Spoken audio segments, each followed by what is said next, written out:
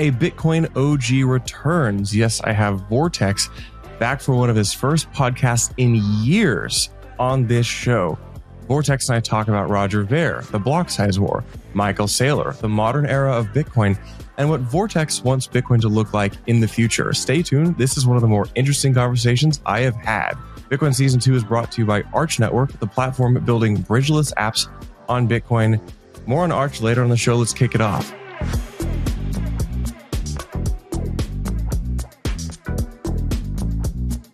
This conversation was recorded live at the Inscribing Conference at Bitcoin Vegas, a Bitcoin culture and arts conference.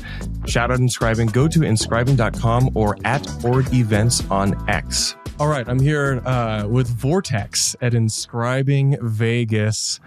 Vortex, this is kind of a reappearance back into the Bitcoin world for you, isn't it? Just a little bit, you know. When someone invites you to a back room, you know, you don't know if it's going to be a podcast or maybe something else. So, you know, unfortunately, this time it was a podcast, so that's good. I have a black chair. That's all the best I can do. Exactly. This is Bitcoin Season 2, so we're allowed to make off-color jokes sometimes, and we're allowed to be a little heterodox with our Bitcoin views. It feels like heterodoxicity is coming back to Bitcoin, if it ever left. Maybe this might be a little kind of, I don't know, like where I'm going with this, but like you've kind of been one of the voices to when you came back a year or so ago to kind of start bubbling up the topic of soft forks, changes to Bitcoin, or just reigniting conversation and like productive conversation in Bitcoin towards some goal. Is your kind of return to re-engage in this discussion? Yeah, so for the most part, I didn't want to like come back fully with the podcast and, you know, things like that. Like really, honestly, I just wanted to kind of spur the discussion of upgrades to Bitcoin and really just kind of reinvigorate the message that Bitcoin isn't finished yet. There's just so much still left to do, and it's still so early for Bitcoin. And so I think a lot of people, you know, have dug in and, you know, put their livelihood into it now. So now everybody's so scared of change. But at the end of the day, this is software. And, you know, any type of internet protocols, you know, you just look at the IEE, like, you know, there's foundations that have discussed this stuff, the upgrading of internet protocols over time, you know, and even something like Ethernet still had to get upgraded over time, over the years as more people, new challenges came onto the network, right? More people coming in, more advanced software, you know, more advanced requirements. And so this is just something that I want to make sure that, you know, people understand, because of course, the most important thing is separation of money and state, right? Like that's an important thing, but really, in order to do that, we're going to need to continue upgrading Bitcoin. We're going to need to continue to make sure that self-custody can be available for as many people as possible. And we're going to make sure to continue that we need to improve Lightning Network, improve the onboarding there, because of course, Lightning is fairly challenging, to put it lightly, in high-fee environments. And that's where we're going to be headed one day. At least hopefully. And so, yeah, just really trying to bring back the message like, look, Bitcoin's not done yet. There's a lot left to do. And there's some of these upgrades that are so could be so important to Bitcoin's future that it's really going to be a challenge to kind of move forward with more and more people joining the network with as it currently exists. Because a lot of people are like, look, Bitcoin's done. It's over. And it's like, guys, you know, we're 10, 15 years into this. This is how can it be done as far as software development goes? And software engineers understand this. But, you know, regular folks don't. And so trying to bridge that gap. It seems like while you were gone, Bitcoin kind of codified a new type of culture in it and like a new type of Bitcoin maximalism. And that really, you know, I think we often refer to it derogatorily now as laser-eyed Bitcoin maximalism, but it is this kind of like white blood cell feedback mechanism, which is a double-edged sword of accountability, laser focus on a specific ideal, but it seems to have created a bit of a monster, like a non-technical, void of nuance discussion. But you were around during the Blocksize War, and it, you know, that is now closer to a decade old. And so a lot of the people in Bitcoin now, especially like the new, I would say the MicroStrategy Moonboy cohort, this is ancient history to them. What parallels do you see between the Blocksize War culturally? I'm not talking about like the technical discussion. What parallels or differences do you see between the Blocksize War discussion and from 2015 to 17 and maybe the new type of Bitcoin, the modern day version of Bitcoin soft fork discussion. Yeah, so it's kind of interesting because if anybody studied religions, you understand how these things fracture over time. And somebody new comes along and says, you know what, this is the new way of doing things. This is the new source of truth. And so with Bitcoin, that's pretty difficult to do. You can come along and you can start, ideas and share ideas, and that's great. But actually changing Bitcoin, well, it's not as easily changed as a religion, as people have continued to find out. You can't just willy-nilly throw a soft fork in there. So because of that, there is a lot of more heated discussion because all of these new groups are forming, but yet nobody can actually make any change. And so they're all fighting over the change. And so now because of that, it's going to be difficult we always knew it was going to be difficult to change Bitcoin as it got more and more big. And of course, with that, it's going to come more and more splintering of different ideas and what is actually Bitcoin, and what is Satoshi intended, all these different things, right? All these different ideas. And so the mirroring of it for me is how the same thing as that always goes with psychology, right? Everybody thinks that what they're doing is just some way. They're able to justify their actions somehow, no matter how horrific it seems.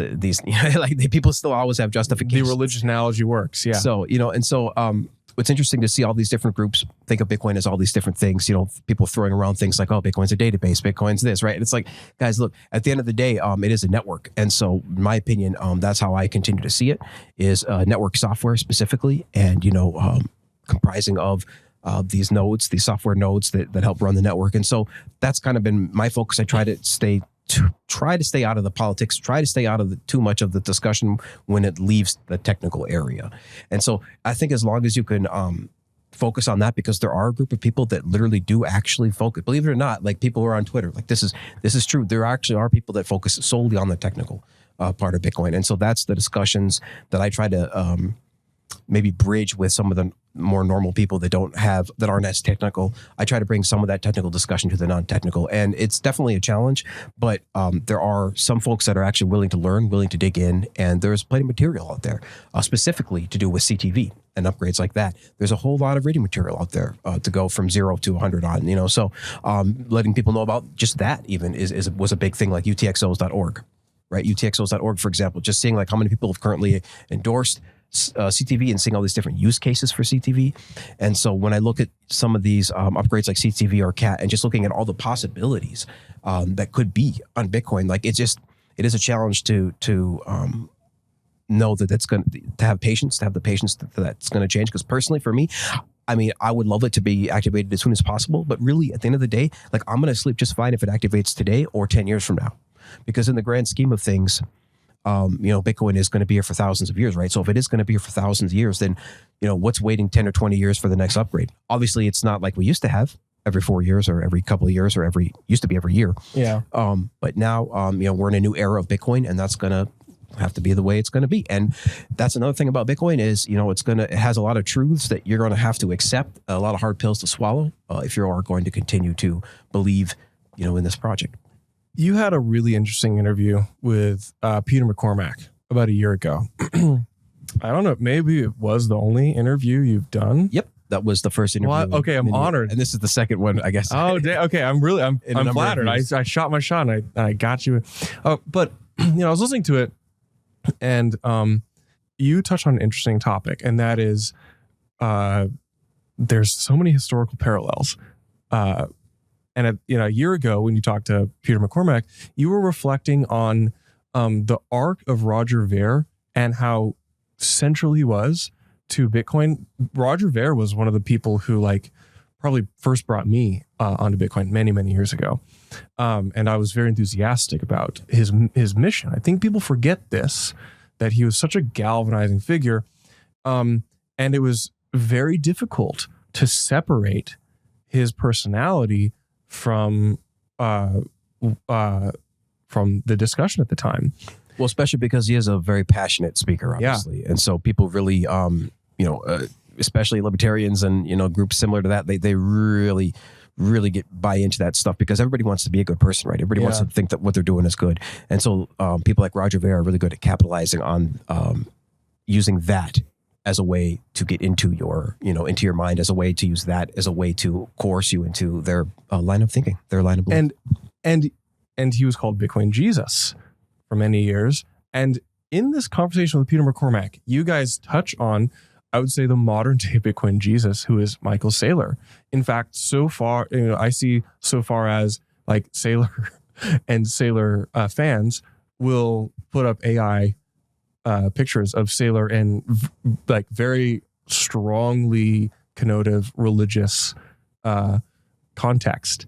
And there are many parallels in that. And in that podcast, just like they do for Trump, they do the same thing for Trump. So it's exactly that same type of strong thing. Personalities. But the time I think you said that you were like, but someday, and I caution against having heroes. And, while I really love everything Micheal Saylor's done and said, like, he's probably going to say something or take a stance or something that I don't agree with. And likely be a day that comes where Saylor is going to try to enforce his will upon the network. I invite you to tease this out a bit more, because I think this is one of the most interesting comparisons today. And this is not a shot at Saylor, but it's more of a cautionary tale to Bitcoiners, especially the new cohort, who get very, very a cult of personality around the most dominant figure. I'll throw it out there. Maybe a leading question. What are your current views on Saylor and this trend that he's leading? Well, so it's interesting because Bitcoin was always going to enter into traditional finance in some way. It was always going to, people like to say it was a Trojan horse a bit, and now people are maybe regretting that. But at the end of the day, like, you have to stick it out. Like, Bitcoin was going to take over TradFi, was going to integrate with TradFi. First has to integrate before it can take it over. And so it was just very, very inevitable that we were going to get somebody like Saylor. And especially after we got somebody like Ver, we were inevitably going to get somebody more powerful, right? What's the next level of Roger Ver? Well, that is Saylor. And what's the next level of Saylor? Well, I don't know yet, but there will likely be another level of that. And so what you have to do is, it just goes back to the cult of personality, right? It goes back to the same thing that, that a lot of people try to caution against, which is putting too much faith into a single person, or to a single entity, or to a single anything. Because at the end of the day, there will come a time, no matter how much you like somebody or, someone or some idea, they're going to push something that's not going to be for you. And in the case of Bitcoin, it's likely that they're going to push something that's probably going to be bad for Bitcoin. And that is going to be very difficult, because that is going to be a somewhat subjective thing. What are people going to think is bad for Bitcoin? What are people going to think is good for Bitcoin? Because he's not going to tell you it's going to be bad for Bitcoin. He's going to tell you this is what we need to do. And usually these types of personalities try to sell their way of doing things with an emergency. So before, Roger was claiming there's an emergency, we have to increase the block size. This is an emergency. Babies are dying in Africa, right? The famous meme. And so that meme is still there. It's still. So, and Micheal will have some kind of meme as well, likely initiated under some type of emergency. And the question will be, will it be an actual emergency? It was an emergency before, and it likely won't be an emergency in the future. And so that's just something that I try to caution people to be aware of, because there will be a day. Right now, he literally has consistently said multiple times, he wants to be a friend to the network. He wants to be a good to the network. He doesn't want to, harm the network. Doesn't even really want to get involved in software development too much when it comes to the actual protocol. Wants to stick onto the application. But I am telling and warning people that that is likely, in all probabilistic cases, not going to be the case forever. And I don't know if it's going to be, 1 year from now, 5 years from now, 10 years from now, but there will likely be a scenario where Saylor will push something. And it could be something, the degree of bad for the network could range wildly, but, he could want to push something. Likely that he would push would be something to do with a KYC, right? An OFAC type of scenario, where he's going to, use this, probably the classic thing where, look, there's drug dealers and there's sex traffickers using this. We have to make this upgrade. It's just compliance, institutional compliance. Look, all these fiat institutions do it, right? So what's the harm? What's the problem? All these other banks, they already do it. So why aren't we? And so that's going to be, that's something, that type of scenario is what I'd like to caution people about. Let me tell you about one of the most slept on opportunities in crypto. Arch is building fast, composable DeFi apps on Bitcoin. Arch apps tap into the OG blockchain with by far the most liquidity and best brand in crypto. I've known the team for over a year. The tech they're building is solid, and they are racing towards mainnet. There's DEXs like Saturn, meme coins on FunkyBit.fun, instant loans on Cha-Ching, and so much more. Plus, they're rewarding testnet users, so join me in trying out Arch while it's still early. sometimes it's very helpful to study history to prepare you to engage the present, especially disputes of the present. And while it's unclear to me what if there is a coherent narrative of what a dispute is, but as we think about how to change Bitcoin, I think it's really important to review history. And there's a large audience of this podcast who were not around in the Blocksize War. They have done minimal study on it. They may have they hear it referenced, but they're just not clued in on it. I would invite you to attempt to kind of reprise why Bitcoin chose the way that it did, and why the chain split for Bitcoin Cash. I don't know. Can you try to review kind of the arguments and line of thinking for why Bitcoin looks the way it does today, with SegWit in particular? And I also like to anchor this in the catchphrase, "We are still up against the limit of the speed of light." I think this is a very good maybe analogy again to help anchor this concept in people's minds. So, for maybe the average listener who knows how to send a Bitcoin transaction, but they don't know a lot of the high concept of the Blocksize War, why did we choose not to commit to continuous block size increases? There's a couple of different reasons about the Blocksize War. And of course, there's books about this and things, but there's kind of two levels. So there's one level is that, there's people like Roger Ver who was saying we need to increase the block size. It needs to be bigger. And of course, what that will lead to is larger UTXO set and the growth of the chain to an exponential level if you continue to increase the block size. So if we increase the blockchain to an ever increasing size, at one point it's going to have to be centralized, similar to how all the Ethereum infrastructure works. It's all centralized under one container, one company, basically. And so that was the main fear, that if we continue to increase the block size, the blockchain will grow to the extent to where we will need a centralized provider who will be able to tell us how much Bitcoin is left, instead of just being able to actually execute the node software and download the blockchain on your own computer and execute the node software there and run the analysis yourself. And so that was a big part of it. And people were like, look, or hard drives are cheap. Look, I can get 100 gigabyte, I can get a terabyte and all these different size hard drives. But that wasn't the issue. The issue is not the size of the chain. The issue is, the size of the chain, but the issue is the size of the chain being broadcasted across the globe, across the network. And to do that, that is limited always by the speed of light. It's just physics. And so because of that, you can only have the blockchain, be so big if you want to actually have it propagate across the network. So that was one of the arguments. That was one of the layers. It's probably the top layer. But the layer underneath that was really control for the repo, control for the GitHub repo, the repository, because there was a group of people, the NYA, all these corporations and these companies, and specifically Jeff Garzek, who was programming a version off of Bitcoin Core, a version of Bitcoin, a fork of Bitcoin on their own repo. And had that gone through, then it would have been Garzek and company in control of the literal Bitcoin repository, the source code. And to have a single company or corporation or person in charge of all of the source code, that was my biggest fear. So, I know that we have to increase the block size probably at some point down the future, but my concern was control over the network, control over the source code.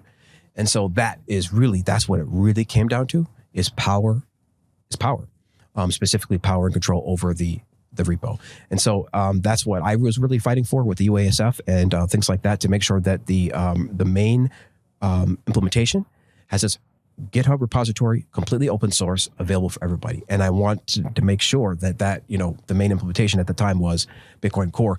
I'm all for multiple implementations. That's great. We need multiple implementations. But they were literally trying to fork Bitcoin into their own implementations so that you would have to run Garzek's version of the software to run Bitcoin. And that was the crux of it. For listener, what's a TLDR on what UASF was? And now that we have the luxury of retrospection and hindsight, how do you view UASF in the bigger context of how Bitcoin's come to where it is at this point. Well, I still view it as an important inflection point in Bitcoin's history to remind people that control of the network to date so far is still in control of the node runners, the people who are actually running the software. The people who decide which software that they run, they're deciding what Bitcoin is by which software they run. And so the vast majority of the network currently is still running Bitcoin Core. There's some running knots, there's some running other ones. And so that's completely fine. But as long as all of this remains open source and not control under like one single company, and so that is really a big part of it. So getting back to the UASF, like really, again, it's the representation that the users are in control. Now that might not always be the case, but people like myself and others will always try to fight to make sure that that is the case. So let's get into a couple specific software proposals. You are definitely a proponent of CTV. I assume that extends to, as Jeremy's endorsed, CTV and check sig from Stack. Yep. CTV plus CSFS. Yep. Yeah. I've talked about a lot on this podcast with various folks, but, in your own words, what's a short case for that specific proposal? Yeah, so there's a couple of different opcode proposals out there, and there's more information than ever about all this, about all of these upgrades, about all of these soft forks, about what they do, the benefits from them. Again, I encourage a lot of people to check out either lenhance.org or utxos.org. There's a lot of information on CTV for both those websites. So make sure you do the reading and the research yourself, because there's a lot of information out there.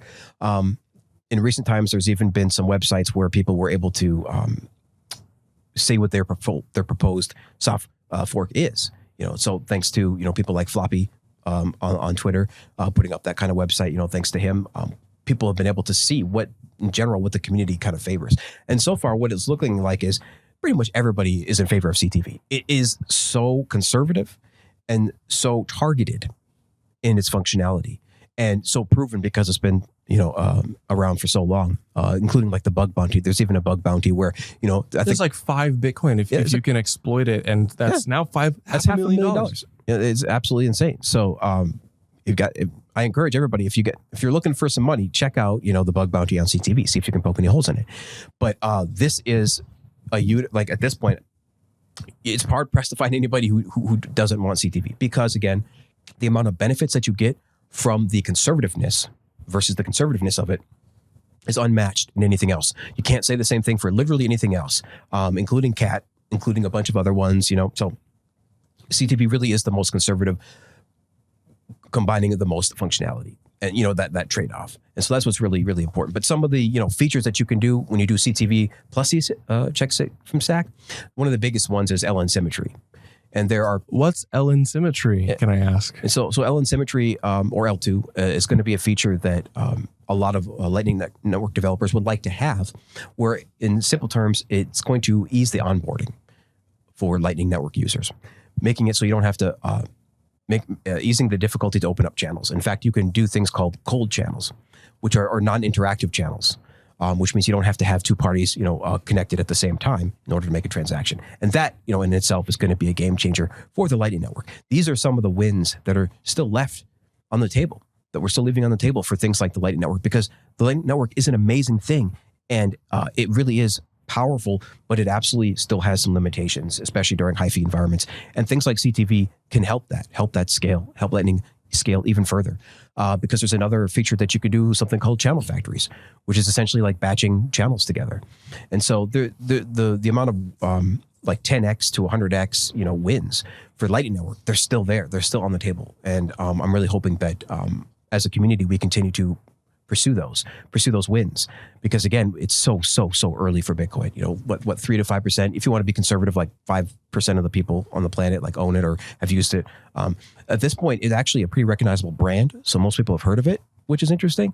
But if you're talking about people who have ever actually experienced using it, we're talking 3 to 5% of the people on the planet. So still early, which means it's an exciting thing, but it's also means we have a responsibility, to the future people, to the future users of this network, to make sure that it does continue to evolve, and it will continue to compete with all the forces that want to see it destroyed.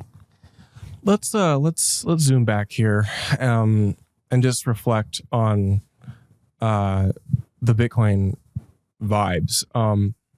You and I both have been around a long time, and we are sitting very casually at this very moment at the end of May at $110,000 Bitcoin. Very casual. Very casual. It's weird how casual it is.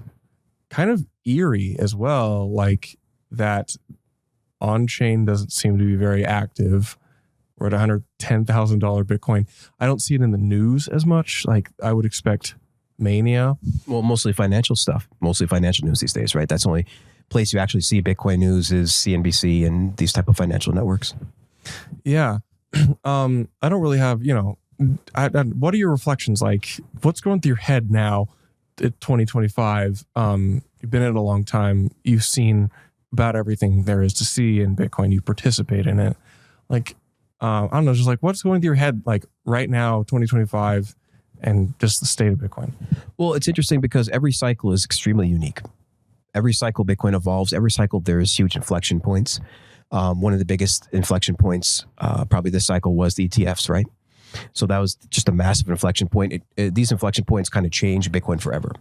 Some of these events that have happened, like the MTGOX thing, and then of course even really the FTX Luna that's like that thing actually affected Bitcoin, even though it wasn't technically anything to do technically with Bitcoin. We're still like clawing ourselves out of it, kind of. Yeah. So there's these inflection points that kind of change, that define the cycle.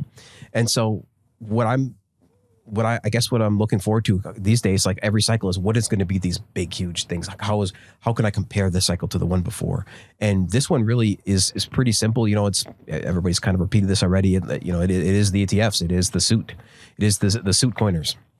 This is the suit coiners cycle. This cycle is the suit coiners cycle. That's going to dominate this cycle.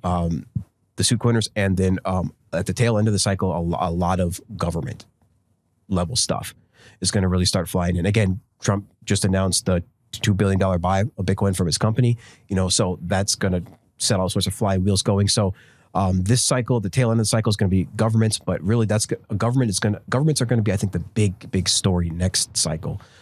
Because next cycle, we pretty much add a zero every cycle. So next cycle, the next zero will be seven figures. We'll go to $1 million next cycle. I have no trouble predicting that. Somewhere between 2028 and 2032, if historic precedence continues, we will add a zero again. Yeah, by this time it's like we don't have to debate this anymore. It's like, yeah, if you're in the room on the Bitcoin, you're like, yeah, it's going to $1 million sometime soon. So this cycle is really the story of corporations, wealth funds, even mom and pop shop businesses, like family offices, all the way up to the large corporations. But again, that's going to define this cycle. Next cycle is going to be just the next level. Next cycle is going to be the Apples, the Nvidias, because at that point, next cycle Bitcoin will be greater than them. So the next cycle is going to be interesting because the next cycle Bitcoin will overtake in market cap every large corporation on the planet. So it will literally subsume, it will literally overcome, be larger than every single major corporation. That includes Facebook, that includes NVIDIA. The only thing that will be standing in Bitcoin's way next will be gold. And so that cycle will be likely the 2032 to 2036 cycle. Depending on how you define cycle. Yeah, every 4 years. Halving epoch that epoch. So that particular epoch is when Bitcoin will overtake gold, and that is going to be a whole defining cycle. So, just seeing everyone, just looking at these big, huge things that happen every cycle has really been interesting to kind of compare over time. And that's what I find really fascinating to see, what is going to define this cycle. So what's going to define next cycle, in my opinion, it's probably going to be governments, and again, the large corporations, Apple, NVIDIA, Facebook, all integrating Bitcoin somehow in some way, whether that's through their treasury or through their platform or something, because it might not even come from regular user demand, because, even in the United States, only 50% of people actually hold assets. So it's half the country doesn't even care about Bitcoin and won't care about Bitcoin, just like they don't care about stocks. And, even though Bitcoin is open to them and available, fact of the remainder is that, most people are just not going to be that financially illiterate enough to understand how popular and important it is to hold Bitcoin, which is important, which is the reason why podcasts like this and many others are so important, to get that knowledge out, to make sure people are building a nest egg, because this is what Bitcoin allows you to do. Literally only, millionaires, billionaires had this opportunity before, but now I've seen school teachers, I've seen single moms, I've seen, single moms in abusive relationships able to exit that horrible life by saving sats, on the side. So it's just really an important technology. And again, every cycle, it just gets bigger and bigger. And it's been fascinating to see these big inflection points. I want to maybe wrap up with some life advice, which I think you've kind of demonstrated. I give this to a lot of people, which is they're like the meta for how you acquire Bitcoin, DCA, stack sats, stay humble. That's pretty clear. But I think what a lot of, I would say, the class of COVID, the Bitcoin COVID class is finding out now is that fatigue, like personal fatigue sets in after one or two cycles. And this can be in the form of you just exhausting your passion for Bitcoin, even though it goes up.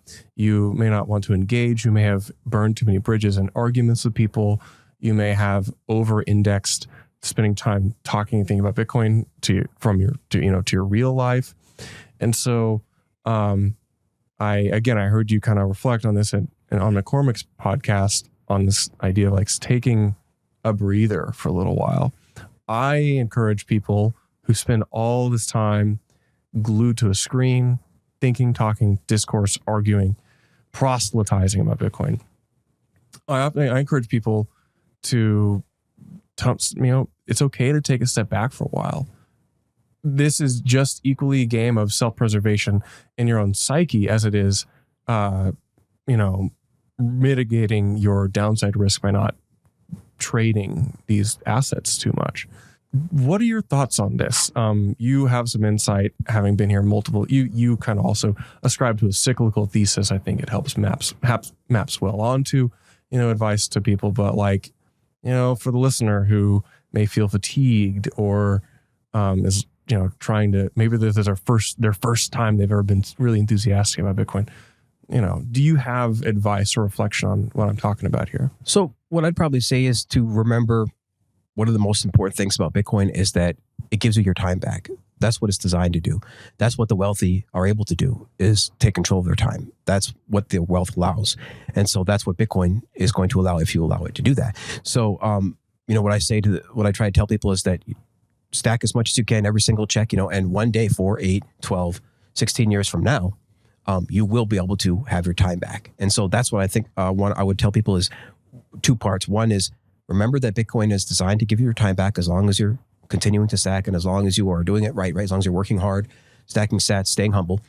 One day you will get your time back. So remember to plan for that and remember about that, because that is, that's the whole point of wealth, is to make sure you get your time back. And the second thing is really what I'd say is if you're ever feeling down about about anything, about your career, about Bitcoin in general, is just make sure that you're following your passion, right? Just make sure if you have to take a break, that's fine. People who follow their passions take breaks. That's completely fine. You've seen artists go years without an album. People, even the most passionate artists do take breaks. And so make sure you do take a break, but make sure you're following your passion. And if you take a break and you don't even feel like coming back, you don't feel like you're coming back to that thing, maybe it's not your passion right now. So all you can do is follow your passion to the best of your ability, whatever that looks like right now. Follow your passion to the best of your ability without, make sure it doesn't harm anybody else, obviously. But that is pretty much all we can do at any moment is making sure that we're kind of doing what we're put here to do. And in order to know what that is, it's going to be whatever you find most passionate.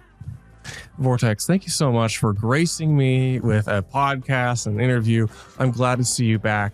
I remember your voice back in the day, and then it's kind of funny to come full circle and be like, I chat with this guy on the side. Nobody remembers me anymore, and that's the way I like it. That's the way we like it. Yeah, I hope. Again, Bitcoin, no leaders, right? We don't want any leaders. This is core developers literally won't even talk about soft forks. So somebody has to. Somebody has to talk about these upgrades, and there's a lot of passionate people out there, and I just hope that I can add to that growing list of people that want to see Bitcoin continue to evolve. Cheers. Thanks for listening to Bitcoin Season 2. Vortex.